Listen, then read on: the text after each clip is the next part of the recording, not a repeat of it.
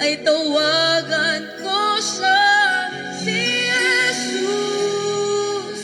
Kung kailan kailangan siya, palagi naroon at karamay siya, si Jesus.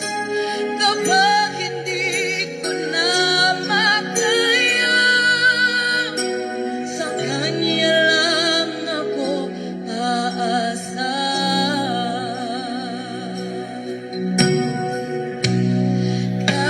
Kahit pilitin ko, puso ko'y maging matibay.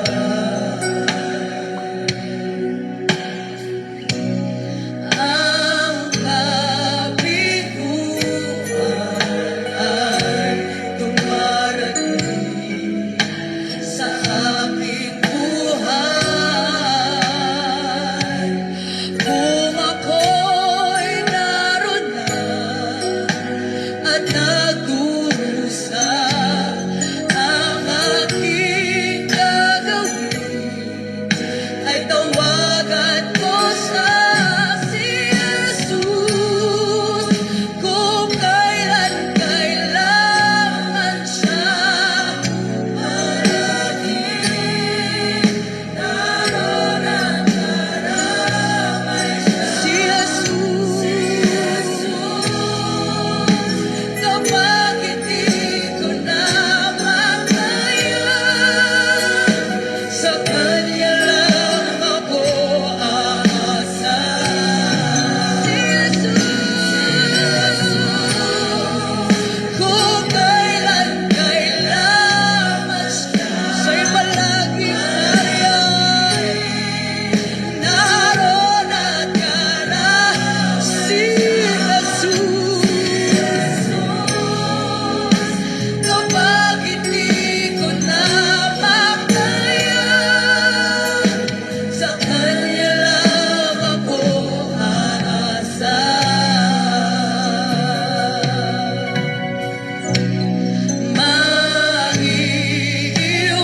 Maiiwasan ba ang iba'y labis ang dulo? Kahit kaibigan ay nagbibigay sama ng loob, kung ako'y masaktan, saan po ang aking gagawin? Ay tawagan ko sa si Jesus.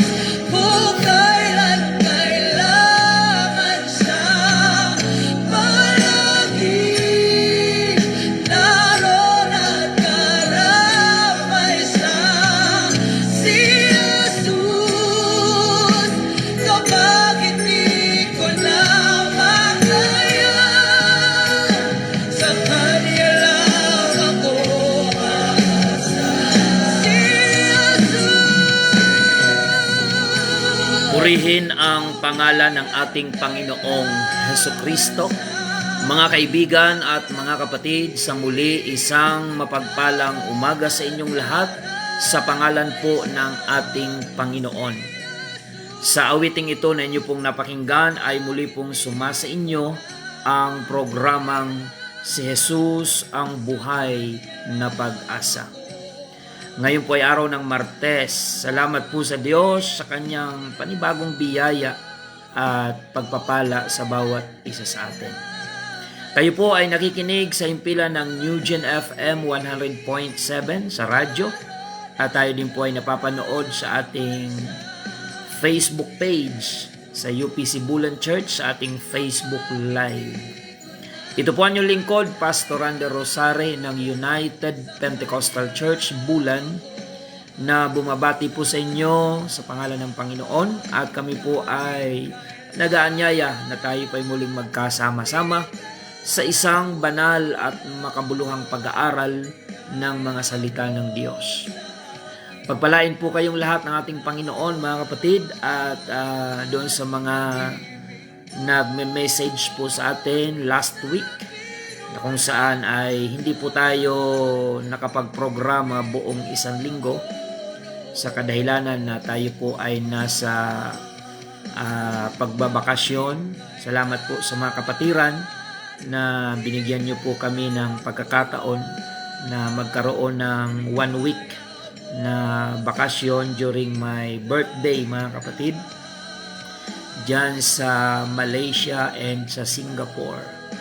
Salamat sa mga kapatiran na nakita nila yung halaga nung kahit papaano ay makapagpahinga ng kaunting panahon.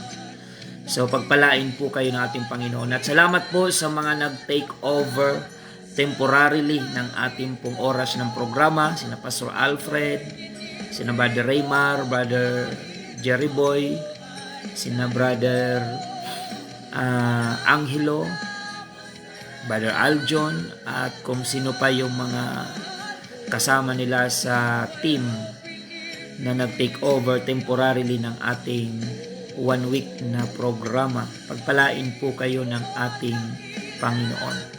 So, anyway, back to work po ang inyong lingkod. Amen. Pagkatapos ng isang linggong bakasyon, ay balik po tayo sa ating mga gawain, sa mga mission po natin, Bible study, evangelism, at lahat ng mga bagay na patungkol po sa kaharian ng ating Panginoon. So sa lahat ng ating mga kapatiran sa United Pentecostal Church Bulan, good morning po sa inyo lahat sa tatlong congregation na ating pinangangasiwaan sa tulong at biyaya ng ating Panginoon. Good morning sa ating mga kapatiran dyan sa congregation ng Magsaysay Bulan UPC.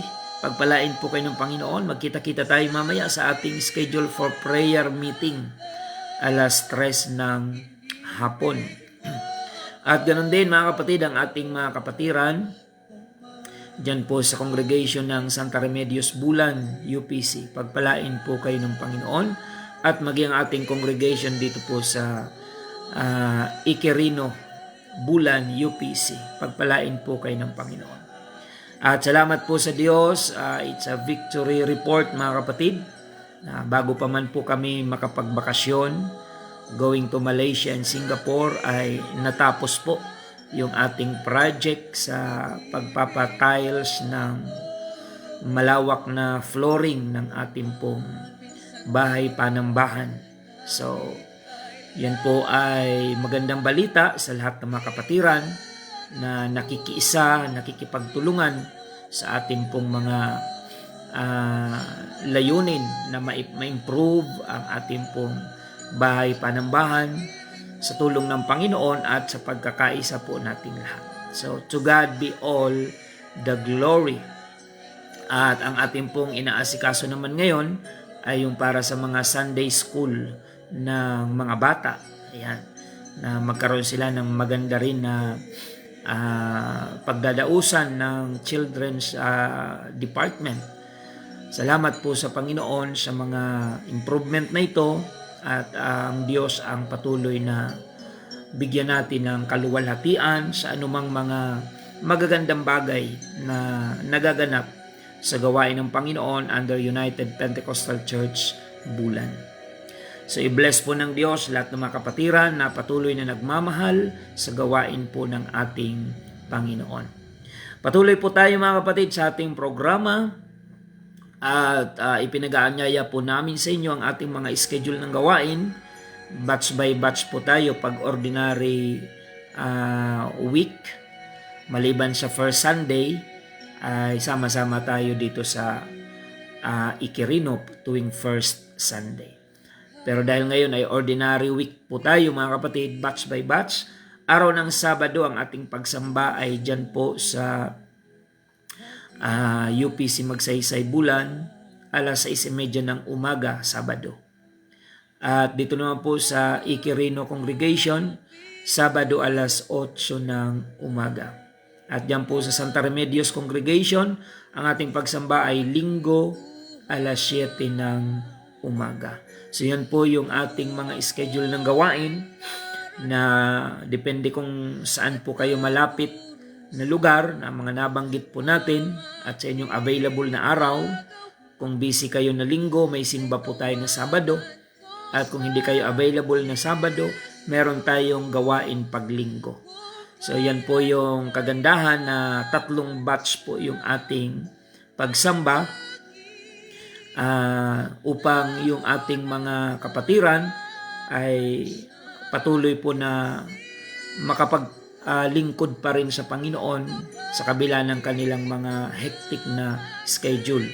Noong pumunta nga po ako dyan sa Hong Kong, mga kapatid, ako'y natuwa na ang pagsamba dyan ay araw-araw mula Miyerkules hanggang Linggo dyan po sa UPC Hong Kong. Ang pagsamba dyan ay Miyerkules, Huwebes, Biyernes, Sabado hanggang Linggo. Dahil yung day off ng mga kababayan nating OFW ay iba-iba pong araw. So kaya yung church ay meron pong gawain everyday. So purihin ang Panginoon sa lahat ng ating mga kapatiran na patuloy po sa kasipagan sa mga Bible study. Pagpalain po kayo lalo ng ating Panginoon. At may mga nagpapahayag na po sa akin pag uwi na mayroon pong mga naghihintay ng schedule for baptism dahil handa na pong magpabaptize. Diyan po sa Barangay Kalpi, ang mga estudyante ni Brother Limuel Hermosilla ay naghihintay na rin po ng schedule for baptism. So mga kabataan, mga estudyante na nakaunawa na ng salita ng Panginoon. So patuloy po tayo mga kapatid. Good morning kay Sir Salvi Kasim at kay Daddy Buddy. Pagpalain po kayo dyan ng Panginoon sa Managanaga.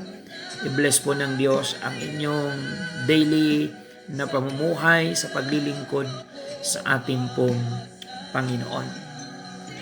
At ang ating mga viewers ngayon, Zandro Ligao, good morning, thank you for watching. Sister Angelita Castillo, Sister Yuli Albao, Sister Perpetua Carido, Sister Connie Santillan, Sister Aileen Sabala, Sister Yuli Albao, si Brother Bert Canaria Ako from Marikina, at si Brother Tofe Mendoza, si Sister Evelyn Valencia Punsalan, si Sister Consuelo Tapacal, Sister Rebecca Montemor, Helen Isip, Sister Evelyn Buhanghang, Sister Cecilia Rosario, Sister Evelyn Acuña, Sister Christy De Suyo, Sister Margie Guitan Isiha, si Sister Annie Ringor, thank you for watching. Paki-share na lang po mga kapatid. Leonora Kalubakib, thank you for watching. Sister Mayet Domingo, maging si Sister Helen Hailo, Sister Marilyn Wagas Ayok, ayan, Sister Mirna, di ko alam kung naandyan ka pa ngayon sa Kuwait, update nyo kami. Ingatan po kayo dyan ng Panginoon, dyan po sa Middle East. Si Sir Ray Galo Sr., good morning. Si Brother Michael Regidor, ayan, sabi niya, good morning Pastor, okay ang signal. Siya po ang ating technician dyan po sa station ng Newgen FM na nag-a-assist po sa atin para mapakinggan ang ating audio sa radio station ng Newgen FM. Sister Arlinda Bandoho Borak, ayan, Sister Giselle Reverente, Brother Alvin, thank you for watching. Si VSR Salonga, pagpalain kayo ng Panginoon. Bong Espiritu, si Vicente Rhea Peñafiel, Sister Angelita Ligoro, Brother Rigor Hipolye, and watching Sister Jane Ioy dyan sa Zone 7. Good morning po sa inyo dyan, buong family. Sister Helen Rose Hibaga sa Magsaysay, April Santos, si Sir Ray Galo Sr., Sister Lita Sultan, Sister Renilda Gracilia sa Irusin, Sister Dolor Quezon, Bernardo Matel de Leda Sidugin, Sister Marlene Golyoso, Brother Dario Tobias, Si Brother Andy Orozco, Brother Jofil Agos, ayan, dyan po sa Erusin, good morning po. Felipe Escresa, ayan, so lahat ng mga humahabol pa, Sister Sara Galios, Ashley Reyes, ayan, Sister Ashley, good morning. Brother Pen Tijada, Sister Divine Espela Guyal, good morning. Virginia, good morning. Si Brother Ludovico Nedia, ayan, pagpalain kayo ng Panginoon. At pagpalain ng Panginoon ang inyo pong kapatid dyan sa hospital. Pagpalain ng kagalingan si Brother Christian Advincula. Pagpalain kayo ng Panginoon. At nawa ang inyong buong family ay magkaisang maglingkod po sa Panginoon.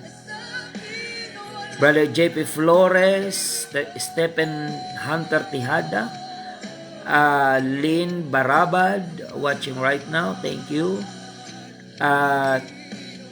Okay. So yan po mga kapatid, paki-share na lang po. Brother Shandy Julian, Brother Reuben Gordola, ayan, Star Lisa Kuhay, thank you for watching. Sonido Gutierrez Jennifer, ayan, paki-share na lang. Star Estelita Cativo, ayan, para marami pa po ang maabot ng salita ng ating Panginoon. So doon sa mga bumati po din sa aming kaarawan, kasi kami mag-asawa ay magkasunod po yung aming kaarawan. March 1 ang aking may bahay at March 3 naman ang inyong lingkod. So kaya halos ay magkasabay po namin yan na ipinagdiriwang sa biyaya po ng Panginoon, sa kabutihan po ng ating Panginoon. Salamat po sa lahat ng mga bumati na ang karamihan ay hindi na po natin na-reply sa dami ng mga messages mga kapatid. Gayunpaman ay very much appreciated po yung inyong mga pagbati sa aming naganap na kaarawan. I-bless po kayo lalo ng ating Panginoon. Sister Cheryl Morata at ang inyong family dyan po sa A. Bonifacio, si Tatay Eli, Nanay Nora, Brother Adam, good morning po sa inyong lahat. Pagpalain kayo ng Panginoon. Sister Lenny and Brother Joseph Madrona, Sister Laura Gumban and family, i-bless po kayo dyan ng ating Panginoon. So medyo limited na po yung ating time mga kapatid. Hanggang dyan lang muna yung ating mga pagbati. Anyway, alam naman ng Panginoon ang ating kagalakan sa paglilingkod sa Diyos, at ang Panginoon ang magpala sa bawat isa sa atin. So tayo po ay manalangin mga kapatid sa pagkakataong ito bago tayo dumako sa pag-aaral ng salita ng Diyos. Panginoong Jesus, ngayong umaga kami po ay nagpapasalamat sa panibagong araw mula sa magdamag na kapahingahan na iyong ipinagkaloob sa aming mga buhay kasama ng aming mga giliw na taga-subaybay. Panginoon, dalangin po namin na dalisayin mo po ang aming mga puso, ang aming mga kaisipan. Gawin mo po kaming kalugod-lugod sa iyong harapan, Panginoon. Ang aming mga kahinaan, palitan mo ng kalakasan. Ang aming mga kalumbayan, palitan mo ng kagalakan, Panginoon. At anuman ang sitwasyong kinakaharap ng aming mga kababayan sa iba't ibang lugar, Panginoon, we pray, God, na patuloy mong samahan at matawid ng bawat isa ang anumang pagsubok na pinagdadaanan. Dalangin po namin, Panginoon, si Brother Christian Advincula na nasa hospital ngayon. Magkaroon siya ng fast recovery sa hospital at bigyan mo siya ng chance na makarecover upang makapaglingkod sa iyo para sa kaligtasan ng kanyang kaluluwa, at ang buong family ay pagpalain mo, Panginoon. Dalangin din po namin, Panginoon, kagalingan para kay Brother William Gotis, Panginoon, na aking nabalitaan na nagkakaroon ng karamdaman. Panginoon, ipagkaloob mo po sa kanya ang kagalingan sa oras na ito. In the name of our Lord Jesus Christ, igawad mo sa kanya ang kalakasang espiritual at physical, Panginoon. Kumilos ka po sa kanyang buhay at gawin mo siyang living testimony na ikaw ang Diyos na nagpapagaling sa mga tunay na may pananalig at pananampalataya sa iyo.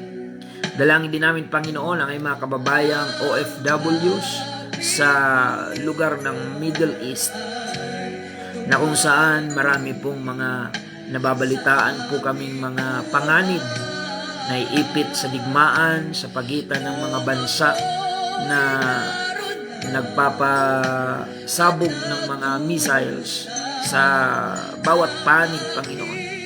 Dalangin po namin ang iyong pag-iingat sa mga bagay na hindi namin kontroladong sitwasyon.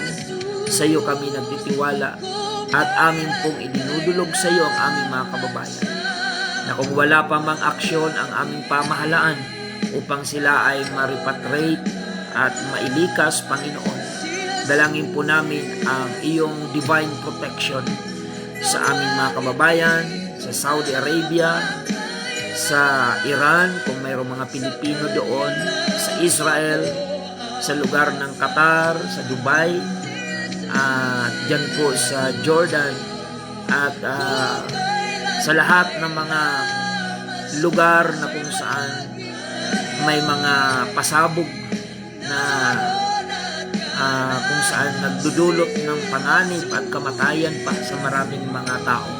We pray, God, na ang kapayapaan ay paghariin mo po, Panginoon. Nawa ay mangusap ka po Diyos sa mga world leaders na magkaroon sila ng pagpapasya, hindi lamang sa kanilang pansariling politikal na kapakanan, kundi para sa ikaliligtas ng maraming mga tao sa iba't ibang panig ng mundo. Maraming salamat, Panginoon. Sa iyo namin itinitiwala ang aming mga kababayan na naiipit sa digmaan in Middle East, Panginoon. At kaming mga naandito sa bansang Pilipinas, patuloy kaming nananalangin na ang iyong pagkilos ay huwag mo pong ipagkait sa aming mga kababayan. Kung wala man silang maramdaman na pagkilos ng pamahalaan, nawa ikaw na po, Panginoon, ang siyang kumilos upang mailigtas sila sa tiyak na kapahamakan. Maraming salamat po, Panginoon.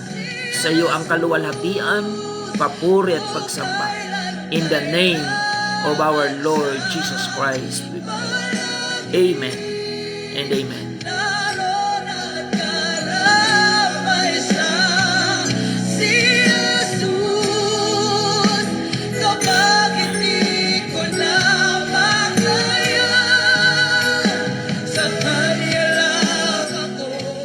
Patuloy po tayo, mga kapatid, sa programang si Jesus ang buhay na pag-asa. At sa pagkakataong ito, tayo po ay dadako na sa salita po ng ating Panginoon. Hindi po lingid sa ating kaalaman, mga kapatid, na sa kasalukuyan ay nagaganap ang digmaan na dati ay parang sa pelikula lamang napapanood. Pero ngayon, mga kapatid, ay tutuhanan na nagaganap sa iba't ibang panig ng ating mundo. Na kung saan, mga kapatid, kagaya ng aking nabanggit kanina, na marami tayong mga kababayan na naiipit dyan po sa mga bansang merong kaguluhan. Na ang ganitong mga bagay, mga kapatid, ay lalong nagpapahirap, hindi lamang doon sa mga taong naiipit ng sitwasyon, ng digmaan, literally, kundi meron po itong direktang epekto, lalong-lalo na sa ekonomiya ng mga bansang hindi masyadong progresibo. At kabilang tayo roon, mga kapatid, ang ating bansa. For example na lang, ang presyo ng langis, mga kapatid, na dahil sa digmaan, mga kapatid, doon sa lugar na may digmaan ay doon po nanggagaling yung supply ng langis sa pangbuong mundong pangangailangan, mga kapatid. Kung kaya't sa mga digmaan na yan na nangyayari ay hindi pwedeng hindi tayo maapektuhan yung presyo ng langis sa ating bansa at sa mga lugar na nakadepende sa supply ng langis ay hindi pwedeng hindi maapektuhan. Ang mga bagay na ito ay hindi man natin ikinatutuwa, ngunit hindi po natin ito kontrolado, mga kapatid. There are situations, mga kapatid, in this world that is beyond our control. Ano po ba ang sinasabi ng Biblia tungkol sa mga kaganapang ito? Ito ba ay nagkataon lamang o ito po ay nakatakdang magkaroon ng kaganapan?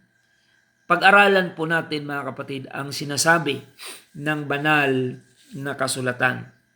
Nung ang Panginoon, bago siya umakyat sa langit, ay kinausap niya ang kanyang mga alagad at sinabi niya ang mga bagay na mangyayari pa lamang sa mga darating na panahon.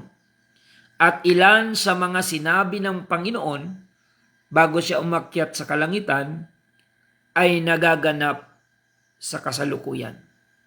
Sapagkat ang Diyos, He is a omniscient God, it means He knows everything. He knows the past, the present, and even the future. Thousand years from now, alam ng Panginoon yung ating magiging kapalaran, mga kapatid. Wala pong sikreto sa Diyos. Siya ay omniscient God. He is all-knowing God. So, ang pinag-usapan nila ng mga alagad bago siya umakyat sa langit ay may kaugnayan sa mga nakikita nating pangyayari ngayon sa ating mundo. In the book of Matthew chapter 24, ganito po ang sinasabi ng banal na kasulatan. At lumabas si Jesus sa templo at payaon sa kanyang lakad at nagsilapit sa kanya ang kanyang mga alagad upang sa kanya'y ipamalas ang mga gusali ng templo. Datapat siya'y sumagot at sa kanila'y sinabi, hindi baga ninyo nangakikita ang lahat ng mga bagay na ito? Katotohanang sinasabi ko sa inyo, dito'y walang isang bato sa ibabaw ng ibang bato na hindi ibabagsak. Ayan, mga kapatid. So ang pinapamalas ng Panginoon sa mga alagad, naglalakad sila doon at nakita nila yung templo, mga kapatid, at ang mga gusali sa kanilang kapanahunan. Ang sabi ng Panginoon, nakikita niyo bagaan niya ang mga bagay na ito. Walang matitirang bato sa ibabaw ng bato. Ang tinutukoy niya ay yung mga structure, mga kapatid. Walang bato na matitira sa ibabaw ng kapwa bato na hindi ibabagsak. Bagamat ito ay nangyari na, mga kapatid, literally doon sa templo, na winasak na po ito. Sa panahon ng mga pananakop ng iba't ibang imperyo, mga kapatid, ngunit hanggang sa panahon ngayon, may simbolismo pa rin yung sinabi ng ating Panginoon na sa mundong ito, walang matibay na bato na hindi ibabagsak sa kapwa bato. Yan po ay indikasyon na ang huling mga panahon ng mundong ito ay hindi kapayapaan, kundi kaguluhan. So tinanong ng mga alagad ang Panginoon tungkol sa kanyang sinabi. Hindi sila nagtapos doon sa ganong statement. In verse number 3, at samantalang siya ay nakaupo sa bundok ng mga olibo, ituloy natin ang pagbabasa, ay nagsilapit sa kanya ng bukod ang mga alagad na nagsisipagsabi, sabihin mo sa amin kailan mangyayari ang mga bagay na ito at ano ang magiging tanda ng iyong pagparito at ng katapusan ng sanlibutan. So, yun po ang kanilang pinag-uusapan. Yung muling pagparito ng Panginoon at ang katapusan ng sanlibutan. So kung mapapansin natin, mga kapatid, ang Panginoon ay hindi naman nagbigay ng eksaktong petsa, taon, o kung kailan ang eksaktong date ng kanyang sinasabing pagparito. Gayunpaman siya po ay nagbigay ng mga palatandaan na kailangan maging matalino tayo upang maunawaan natin kung nasaang panahon na tayo ngayon sa kasalukuyan nating buhay. Dito po sa verse number 4, at sumagot si Jesus at sinabi sa kanila, "Magag-ingat kayo na huwag kayong mailigaw ni numan." Ano ang ibig sabihin ng pagkaligaw? Ito po ay pwedeng spiritual, mga kapatid, na pagkaligaw, at pwede rin itong maging political. Lalo na sa panahon ngayon, mga kapatid, na ang digmaan na nangyayari sa ating mundo ay may kinalaman po yan sa political at ganun din po sa spiritual. Ang bawat digmaan sa kasaysayan ng ating mundo ay dalawa po, mga kapatid, political and religion. Ang religion is spiritual, mga kapatid.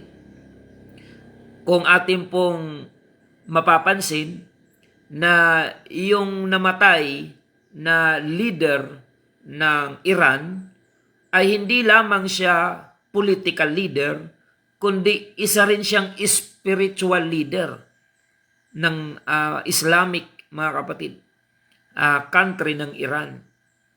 So dalawa yung kanyang ginagampanan, mga kapatid. Founder din siya ng yung Islamic na extremist, mga kapatid. So may kinalaman yun sa spiritual, religion, and at the same time, political leader po siya. Kaya pansinin niyo po yung mga digmaan, laging may involvement yung politika at yung relihiyon. Yan po, mga kapatid, political and spiritual or religion. So wag daw tayong mailigaw. Sa politika ngayon, pag hindi ka mapanuri, maililigaw ka, mga kapatid. Yung mga nagnakaw sa bayan ay pwede mong mapagkamalang bayani, mga kapatid, kung hindi ka mapanuri ngayon sa politika. Kaya sabi ng Panginoon, mag-ingat kayo na huwag kayong mailigaw ni numan. Yan po ay may katotohanan spiritual, pwede kang mailigaw, and political, pwede kang mailigaw. So hindi naman lingid sa atin kung gaano karaming pera ang nawala at ninakaw sa kaban ng bayan, at yung mga nagpapaimbestiga, sila ngayon yung lumalabas na may kinalaman. Kaya yung investigasyon ay wala namang pinatutunguhan, mga kapatid. Pinapaikot-ikot lang ang mga Pilipino hanggang sa magkalimutan. So wag daw tayong mailigaw ni numan. Pwede po yan mangyari spiritual, na ikaw ay mailigaw kung hindi ka mapanuri, at pwede rin yan mangyari political kung hindi ka mapanuri. Sapagkat marami ang magsisiparito sa aking pangalan na magsasabi, "Ako ang Kristo," at ililigaw ang marami. Alam nyo ba, mga kapatid, na kahit ang Israel ay maililigaw? Ang Israel ay pinili na bansa ng Diyos. Pero alam nyo ba, mga kapatid, na ang Israel ay isa sa mga bansang maililigaw, bagamat siya ay pinili na ng Panginoon?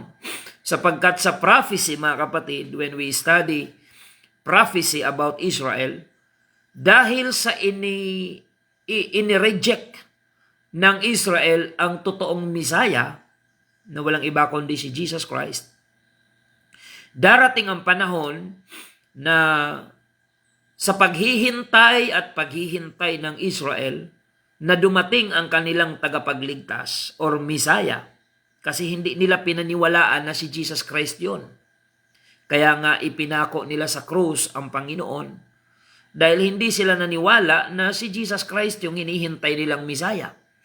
Alam nyo ba na isa sa mga consequence ng kanilang rejection na ginawa kay Jesus Christ, pagdating tuloy ng Antikristo, yun ang aakalain ng Israel na Messiah. So even Israel will be deceived.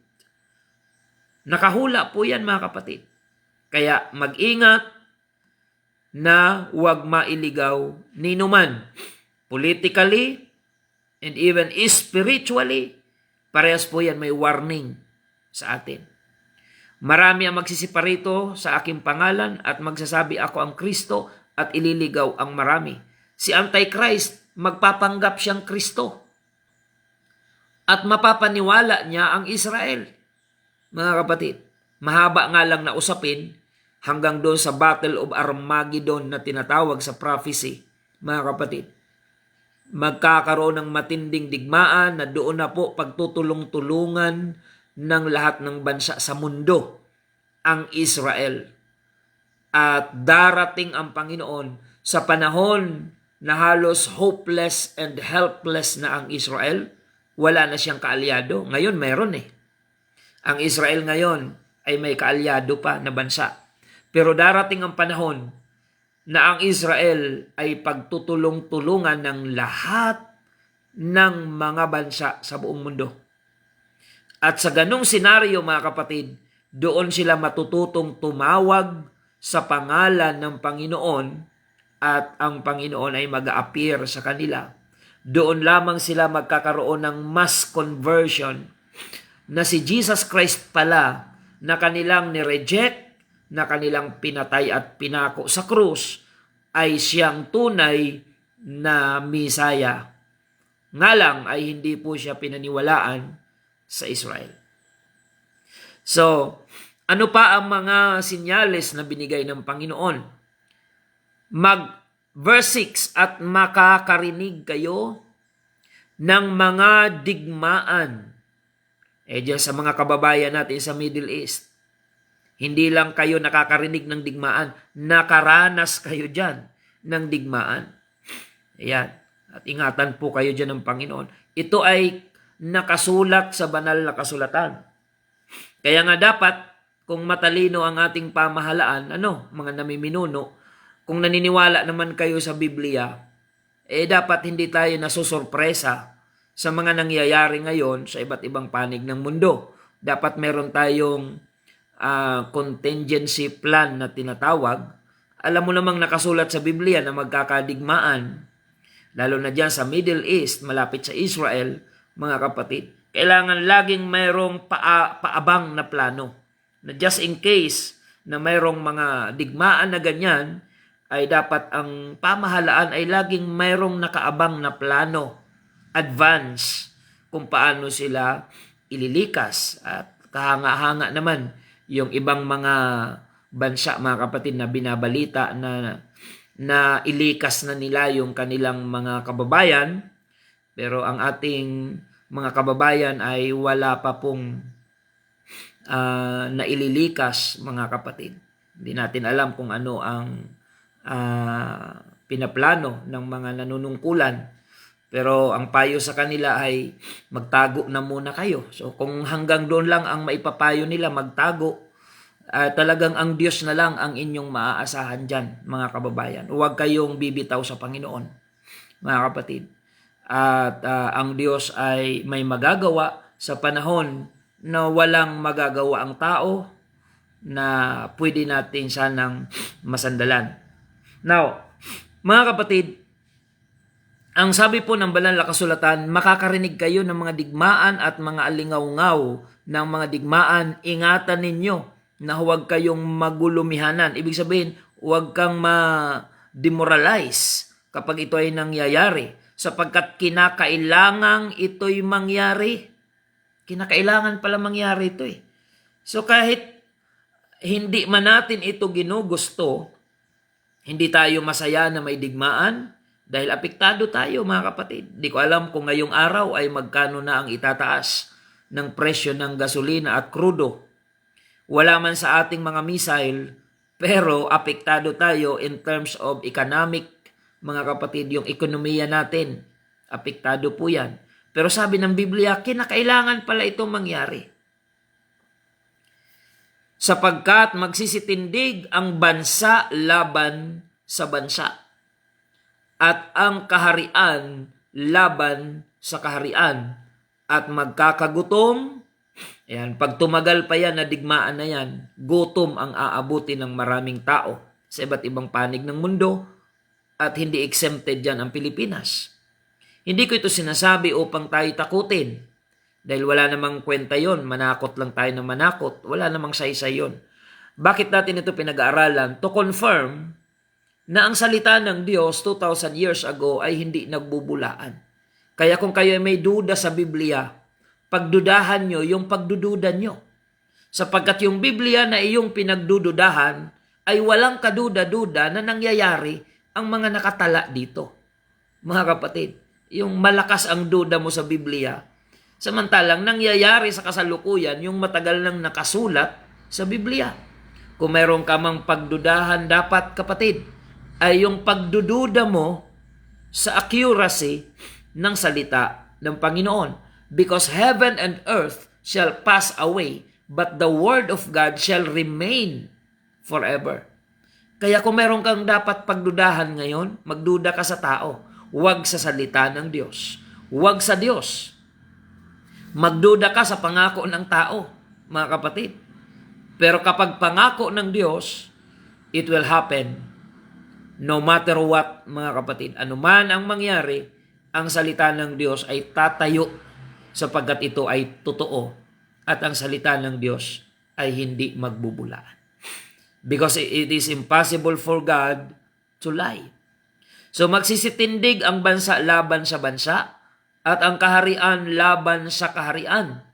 At magkakagutom, dagdag pa nito, lilindol sa iba't ibang mga dako. Ayan. Yung mga bulkan natin, hindi tumitigil sa pag-aalboruto, mga kapatid. Dito lang sa ating bansa, sagot-sagutan lang yung mga bulkan. Kanlaon, Bulusan, Mayon, at doon naman sa Pinatubo, medyo tahimik ngayon. Sa Taal, maya-maya din nagpaparamdam. Paano kung magsabay-sabay po yan? Anong gagawin natin?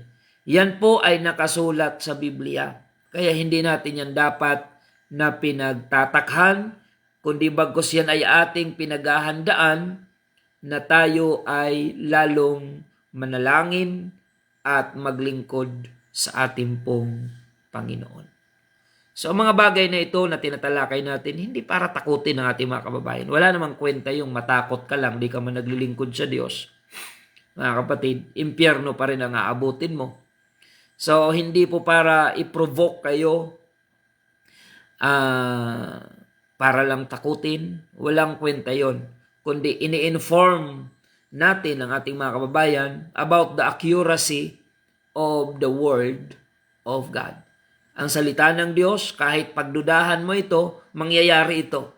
Kaya wala ring saysay ang pagdududa mo. Dahil kahit pagdudahan mo ang salita ng Diyos, mangyayari at mangyayari ang salita ng Diyos. So magkakaroon ng digmaan, kingdom against kingdom, nation against nation. At magkakaroon ng mga natural calamities, lindol, at marami pang iba. Datapwat ang lahat ng mga bagay na ito ay siyang pasimula ng kahirapan. Ibig sabihin, hindi pa yan dyan nagtatapos. There's more. Kung magkagayoy, ibibigay kayo sa kapighatian at kayo'y papatayin at kayo'y kapupuutan ng lahat ng mga bansa dahil sa aking pangalan. At kung magkagayoy, maraming mga titisod at magkakanuluhan. Ngayon, usong-uso na yung pagkakanuluan. Kahit sa politika, yung dating magkakakampi, mga kapatid, nagtatrayduran na. Mga magkakaibigan dati. Kahit nga ngayon, yung issue sa korupsyon, magkakasabwat yan na ngayon, kinakanta na nila ang isa't isa. Mga kapatid, nagkakanuluan.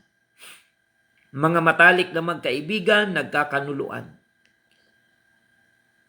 Kung magkagayoy, ibibigay kayo sa kapighatian at kayo'y papatayin at kayo'y kapupuutan ng lahat ng bansa dahil sa aking pangalan. Wala namang problema yon. Kung ang dahilan kung bakit ka kinapuutan ay dahil sa pangalan ng Panginoon na iyong pinaglilingkuran, nagiging persecuted ka marahil dahil sinusunod mo ang pangalan ng Panginoon at ang kanyang kalooban, hindi mo dapat ipag-alala yon. Sapagkat mapalad yaong inuusig dahil sa katuwiran ng ating Panginoon. Huwag lang tayong usigin dahil tayo ay may paglabag sa mga panuntunan o batas.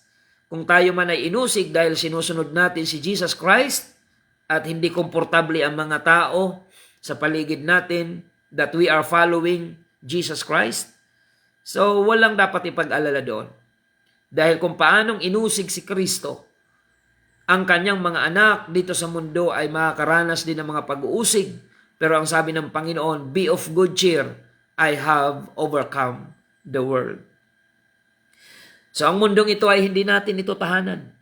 Kaya kung hindi ka welcome sa mundo, huwag ka nang masyadong mangamba o magdamdam because this world is not our home. Kung ikaw ay tunay na Kristiyano, this world is not your home. We are just passing through. Tayo ay nasa journey. Amen. Tayo ay mga manlalakbay, mga kapatid. At kung ikaw ay nasa paglalakbay, amen, hindi ka pwedeng magbitbit ng maraming mga bagahe. Yan, kauwi lang namin from bakasyon, mga kapatid, sa Malaysia and Singapore. Marami ka mang magustuhan doon, pero ang problema, pag uwi mo, limited lang yung baggage na pwede mong dalhin. Yan. Otherwise ay malaking babayaran mo doon sa airport. Ayan, kinikilo nga po yan. Pag sinabing go light, 7 kilos, not more than 7 kilos ang iyong bagahe na pwedeng bitbitin. Ayan. Familiar dyan yung mga mahilig sumakay ng eroplano. Pag sinabing go light, ayan, ang allowed lang na bagahe mo ay 7 kilos. Hindi ka pwedeng magbitbit na maraming bagahe. So, ang paglilingkod sa Diyos, tayo ay nasa spiritual journey. Hindi ka pwedeng magbitbit ng maraming bagahe. Iwanan mo ang hindi kailangan, sa madaling sabi. Kaya sa paglilingkod sa Panginoon, kung may mga bagahe ka, hindi ka makakayaon kung daladala mo yan. May mga bitbit kang kasalanan, may mga bitbit kang pride, may mga bitbit kang sama ng loob, inggit sa kapwa, pagmamataas, hindi ka makakayaon. Kaya may mga Kristiyano na hanggang title na lang ang pagiging born again, hindi na napanindigan dahil ang daming bagahing bitbit, kaya hindi makapagpatuloy, hindi makalago-lago sapagkat ang daming bitbit na mga bagahe. Kaya kung ikaw ay mananampalataya, ang dami mong kagalit, dami mong kasamaan ng loob, ang dami mong mga salitang binitawan na ikinasakit ng iyong kapwa, it's about time na magkaroon ka ng realization.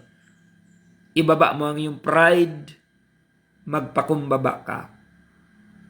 At yung mga bagahe na yan na negatibo, hindi yan pwede kung tayo ay magpapatuloy sa ating paglalakbay sa paglilingkod sa Diyos. Kaya nga yung iba napagod na, Pastor, ayoko na magsimba, pagod na ako.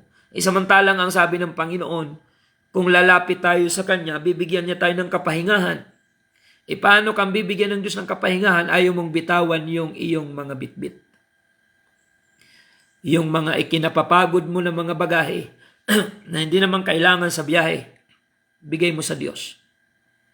Give it to God and leave it to God.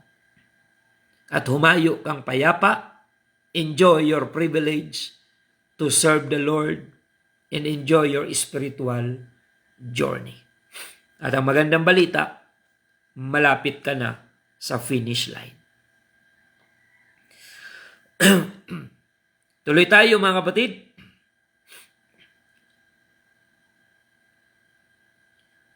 At kung magkagayoy maraming mga titisod at magkakanuluhan ang isa't isa at magkakapuutan ang isa't isa.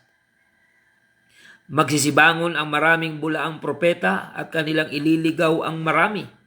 Kaya ingatan natin, hindi lahat ng napapanood natin sa YouTube tungkol sa mga pangangaral ay katotohanan.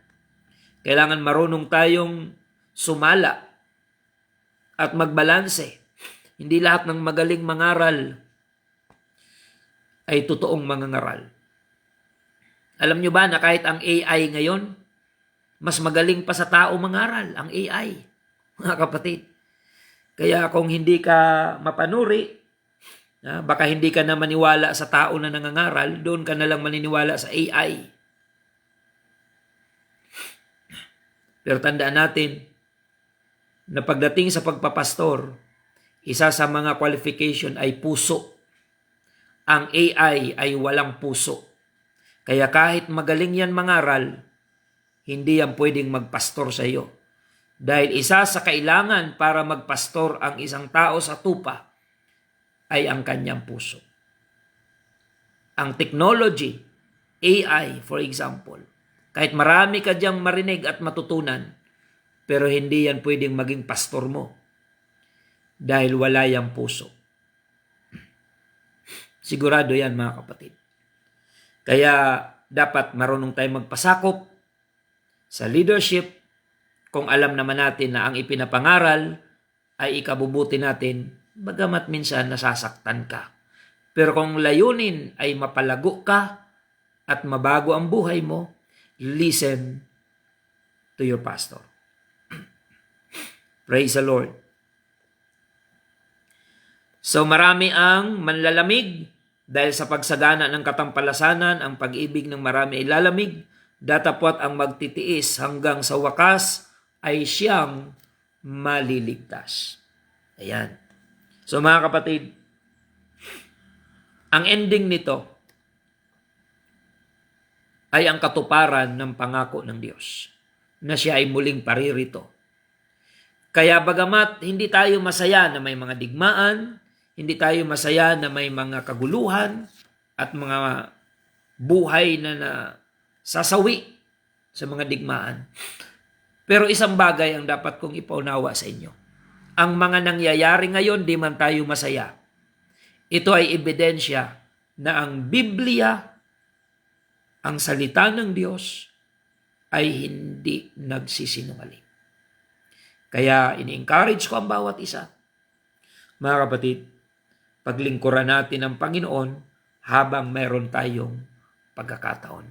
Because Jesus Christ is coming very soon. Maglingkod tayo ng tapat, maghanda tayo sapagkat siya'y darating sa oras na hindi natin inaasahan. Tayo po ay manalangin sa Panginoon sa ating pagtatapos, mga kapatid.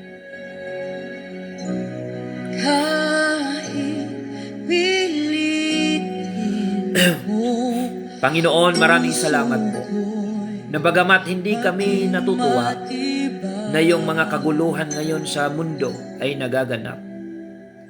Ngunit sa kabilang banda, ito ay nagbibigay sa amin ng pag-asa na ang pinaniniwalaan namin na iyong salita sa Biblia ay hindi nagbubulaan. Ito ay nangyayari, Panginoon. Bagamat may matinding epekto ito sa buong mundo, mga digmaan, magdudulot ng kahirapan, magdudulot ng kamatayan, magdudulot ng pagdurusa ng maraming tao sa iba't ibang panig ng mundo, physically and economically. Gayunpaman, Panginoon, ang salita mo ay salita mo. Heaven and earth shall pass away, but your word shall remain forever. Bigyan mo kami ng matalinong puso at pag-iisip na habang nakikita namin ang mga kaganapang ito, ay lalo naming ipaprioridad ang paglilingkod sa iyo. Sa mga mangangaral ay lalo kaming magsipag na mangaral, humayo, mag-akay ng mga kaluluwa patungo sa iyong kaligtasan. At sa mga mananampalataya naman ay lalong magpakatatag, magpakatapat, magpakatibay sa paglilingkod sa iyo. Dahil mapalad yaong alipin na kung dumating ang kanyang Panginoon ay marap ng ganun ang kanyang ginagawa. Tulungan mo kami, Panginoon, bilang mga anak mo na sa iyong napipintong pagbabalik ay madatnan mo kami masigasig sa pananampalataya at on fire ang aming paglilingkod. Kung ang Middle East ngayon on fire sila sa digmaan, dalangin ko, Panginoon, sa Christian community ay maging on fire kami spiritually. sapagkat ito ang aming commitment, Panginoon. Mula nung ikaw ay aming makilala, na ikaw ay aming paglilingkuran ng buong katapatan habang kami nabubuhay. Palakasin mo ang mga nangihina, Panginoon. Paalalahanan mo ang mga nakakalimot at i-restore mo yung mga nasa spirit and stage of backsliding. We pray, God, for spiritual restoration. Dalangin din namin ang kagalingan ng mga may taglay na karamdaman ngayon na sumasabay sa panalangin. Maaari ang ilan sa kanila ay nasa ospital. Dalangin po namin, Panginoon, ang iyong malayang pagkilos. We pray, God, for complete recovery sa ICU. Ang kapatid ni Sister Ana May Advincula, Brother Christian Advincula, na makarecover po siya completely sa kanyang kalagayan physical. In the name of Jesus Christ. Hallelujah. At sa lahat na may mga karamdaman ngayon na sumasabay sa panalangin, dalangin namin, Panginoon, ang katugunan ipagkaloob mo po sa bawat isa. Maraming salamat, Panginoon, sa iyo ang papuri, pagsambat, pagluwalhati. In the name of our Lord Jesus Christ, we pray. Amen and amen. Mga kapatid, salamat po sa inyong pagsubaybay. At bago po tayo magtapos ang ating pong mga paanyaya sa gawain ng Panginoon, pagbigyan niyo po ang mga paanyayang ito. Dahil nasa mga huling panahon na tayo, seryosohin na po natin ang paglilingkod sa Diyos, mga kapatid. Ang ating mga pagsamba, Sabado at Linggo, ay bukas para sa lahat ng mga nais dumalo. Araw ng Sabado, alas 6:30 ng umaga, dyan po sa UPC Magsaysay Bulan. Sama-sama po tayo. At araw pa rin ng Sabado, alas 8 ng umaga, dito po sa Iquirino UPC Church Bulan. At pagdating ng araw ng Linggo, alas 7 ng umaga, dyan po tayo sa Santa Remedios UPC Congregation sa tapat ng Bulan Gymnasium.